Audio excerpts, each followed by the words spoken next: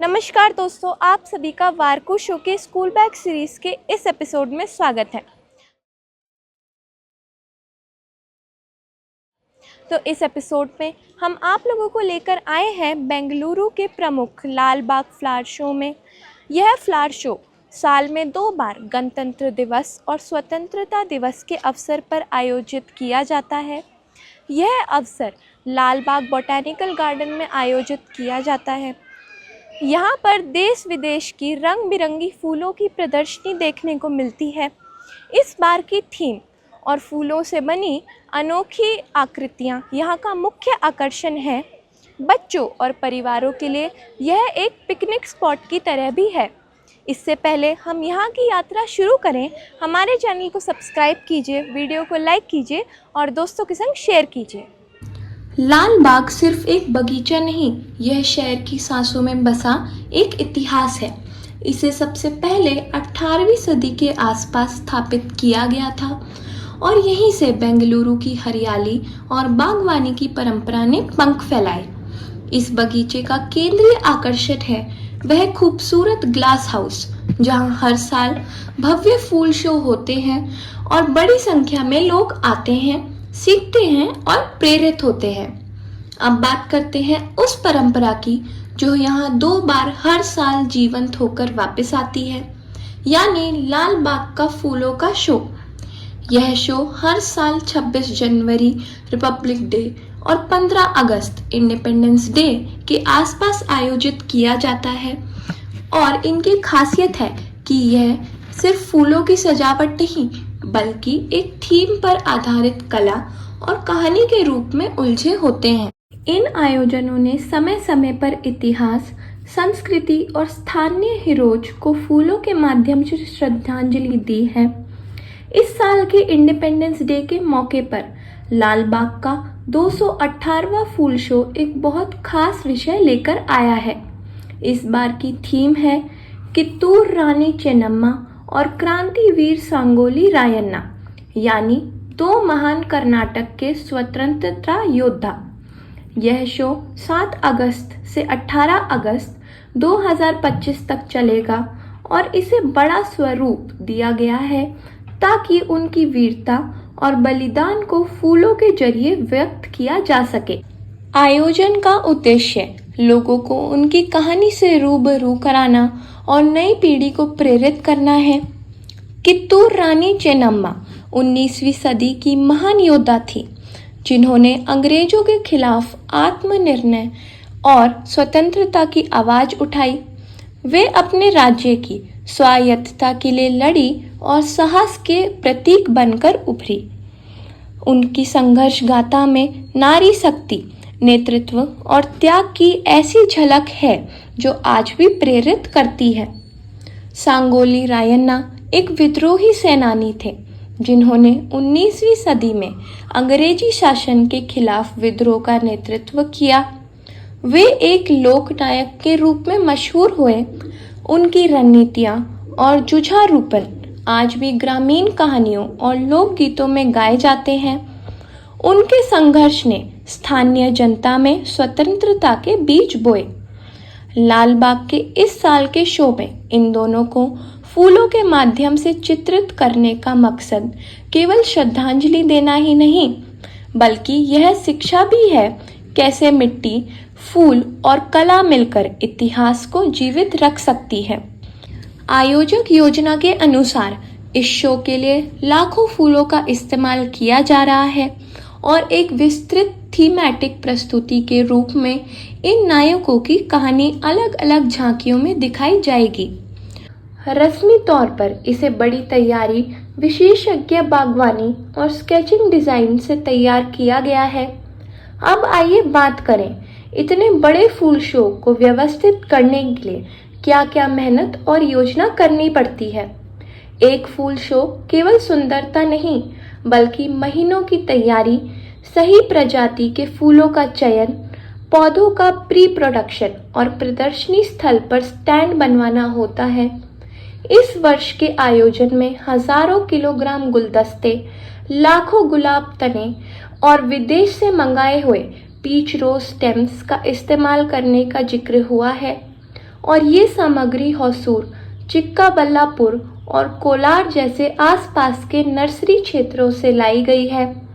इस तरह की आपूर्ति श्रृंखला और हर पौधे की ब्यौरा देखभाल एक विशाल लॉजिस्टिक्स का काम है।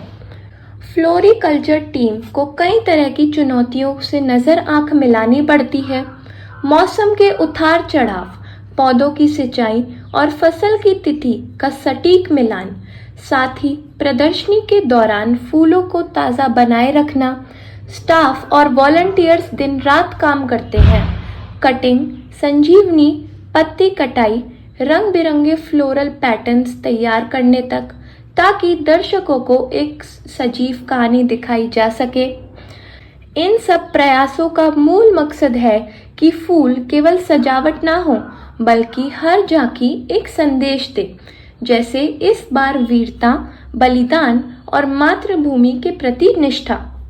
लाल बाग का इतिहास और उसके शो केवल बेंगलुरु तक सीमित नहीं है, ये पूरे कर्नाटक और देश के लोगों को जोड़ते हैं। ये आयोजन शिक्षा का माध्यम बनते हैं। स्कूलों के बच्चे आते हैं, वरिष्ठ नागरिक आकर अपनी यादें साझा करते हैं और युवा फोटोग्राफर यहाँ अपनी कला को निखारते हैं। सरकार और स्थानीय हॉर्टिकल्चर विभाग मिलकर यह सुनिश्चित करते हैं कि बाग सुरक्षित, स्वच्छ और शिक्षाप्रद भी बन सके। तो दोस्तों, जब आप इस बार लाल बाग आकर रानी चेन्नम्मा और सांगोली रायन्ना की झांकियां देखेंगे, तो न केवल फूलों की सुंदरता में खो जाइए, बल्कि उनके संघर्ष को समझने की कोशिश कीजिए। हर फूल, हर रंग और हर आकृति का अर्थ है, और ये हमें हमारी जड़ों से जोड़ते हैं। इस साल की थीम का मकसद यही है, याद दिलाना कि आज़ादी की कीमत क्या थी और हमें किस तरह की नैतिक विरासत मिली है। अंत में एक छोटा सा संदेश, लाल बाग के फूल शो हमें सिखाते हैं कि सौंदर्य और इतिहास साथ साथ चल सकते हैं। हम एक तरफ प्रकृति की रचना की सराहना करते हैं और दूसरी तरफ वीरों की यादों को जिंदा रखते हैं। अगर आप बेंगलुरु में हैं या आने की सोच रहे हैं, तो इस शो को अपनी लिस्ट में जोड़िए।